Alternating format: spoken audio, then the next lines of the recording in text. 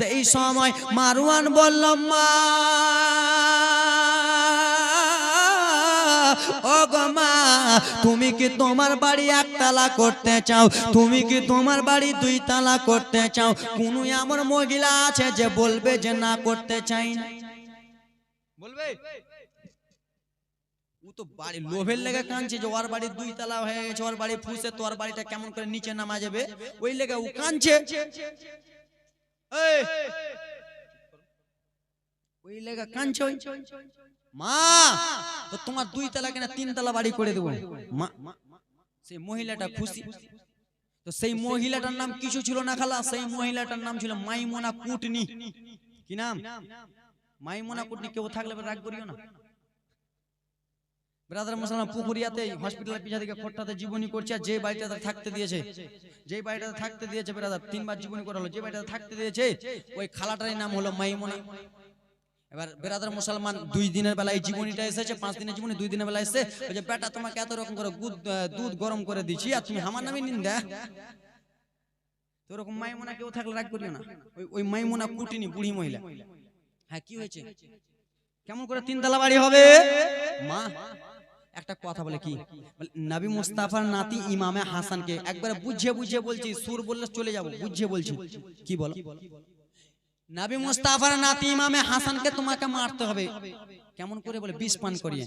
মাইমুনা বলছে, না আমার দ্বারা হবে না, নবী মুস্তাফার বংশধরকে আমি মারতে পারবো না, আমার দ্বারা হবে না।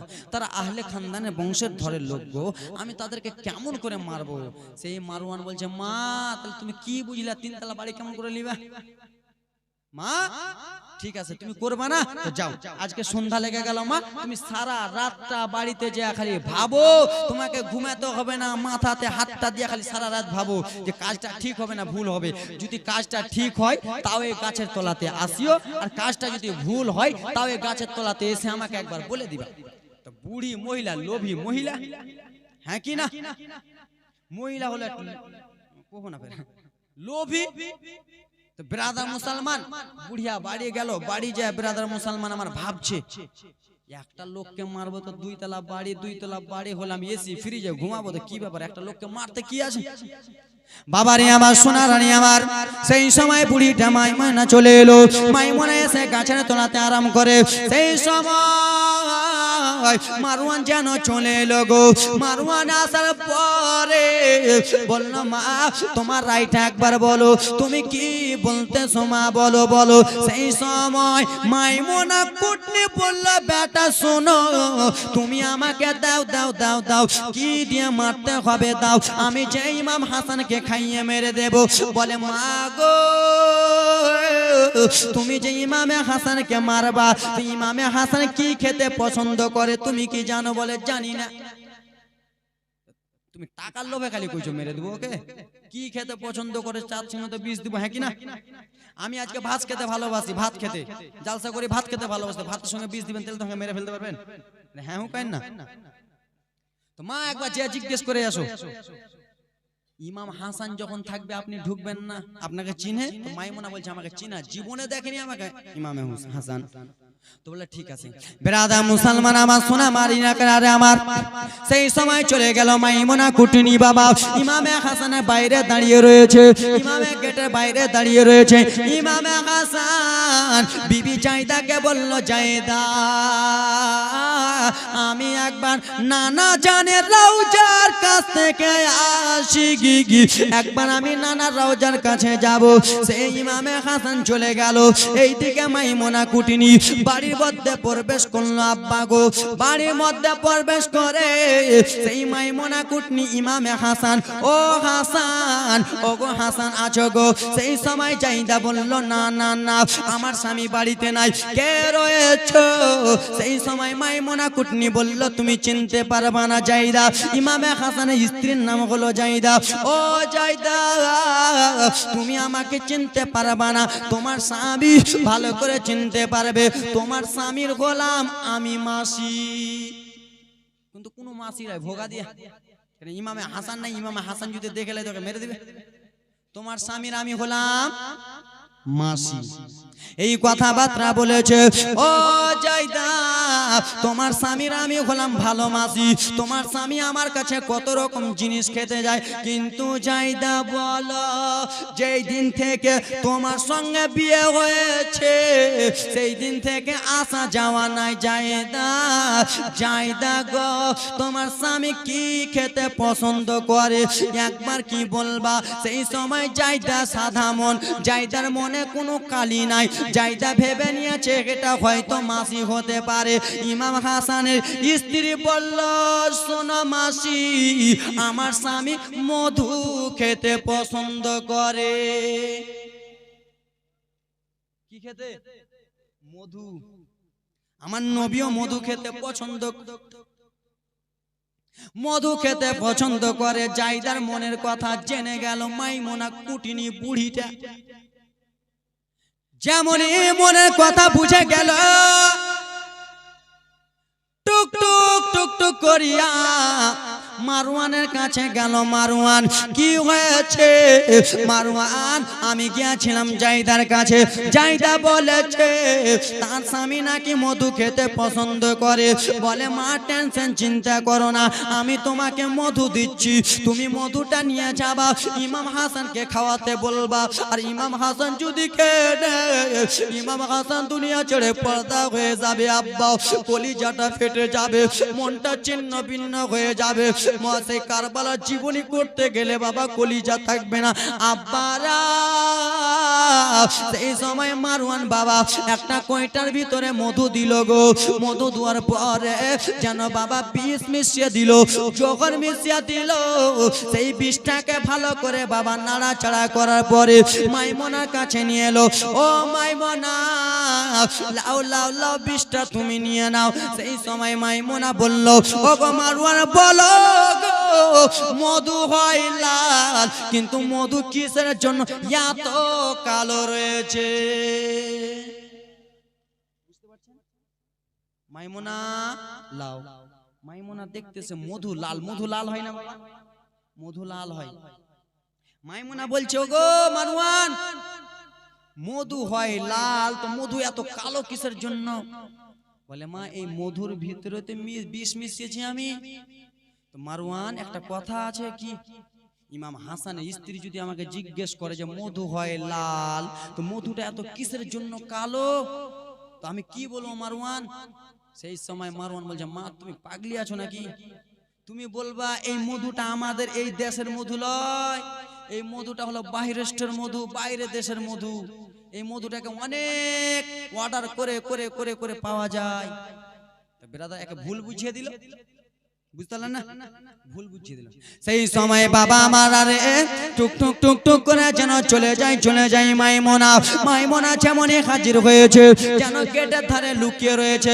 ইমামে হাসান যদি দেখে নেয় তাহলে বলে দিবে এটা আমার মাসি নয়, সে যেন গেটের ধারে লুকিয়ে রয়েছে। ইমামে হাসান স্ত্রীকে বলল, স্ত্রী রে আমি একটু বাইরে থেকে আসতেছি। বলে যান যান যান স্বামী। স্ত্রীর কাছ থেকে স্বামী চলে গেল। আব্বা গো, আব্বারা, এবার কেমন কলিজাটা ফেটে যাবে, কলিজাটা কেমন চিড়ে যাবে। দেখেন দেখেন, যেমনই হাসান বারো হয়ে গেছে, মাইমুনা যেন করে প্রবেশ করলো। ও জায়দা, এসো এসো বেটি, একবার কাছে এসো রে। জায়দা কাছে এলেন। ও বেটি, কত কষ্ট করে তোমার স্বামীর জন্য মধু এনেছি, কত কষ্ট করে এনেছি, লাও লাও মধুটা লাও লাও। মধুটা যেমন দিয়েছে, ইমাম হাসানের স্ত্রী বলল, মাসি গো, মধু হয় লাল, মধু এত কিসের জন্য কালো? সেই সময় বলল, শুনে নাও, এই জন্য মধুটা কালো, এটা বাইরের মধু রয়েছে, আমাদের দেশের মধু নাই। কিন্তু বাবা সাদা মনে কোনো কালি নাই, সে জানে না যে আমার স্বামীকে মেরে ফেলার জন্য মধু দিল। সাদা মনে কোনো কালি নাই, ঠিক আছে, মধুটা দিয়ে চলে গেল। নবীর নাতি ইমামে হাসান টুক টুক টুক টুক করে ঘেমে বাড়িতে প্রবেশ করলেন। বাড়িতে এলো, বিবি জায়দা গো, কি হয়েছে? স্বামী, কি বলুন, আমাকে অনেক খিদা লেগেছে বিবি, কিছু থাকলে বাড়িতে যদি কিছু থাকে একবার দাও। বাড়িতে কিছু খাওয়ার আছে? জায়দা বলল স্বামী গো বাড়িতে তো ওরকম খাওয়ার নাই স্বামী, বাড়িতে তো ওরকম কিছু নাই স্বামী, বাড়িতে অল্পটুকু মধু রয়েছে, মাসি মধু দিয়ে গেছে স্বামী, মধুটা খাবেন? তো ইমামে হাসান জানে না যে কোন মাসি দিয়ে গেছে। বলল বিবি চাইদা একবার মধুটা দাও। মধুটা দিয়েছে। কেন এত কালো? বলে বাইরেস্টের মধু। ইমামে হাসানকে মধুটা দিয়েছে।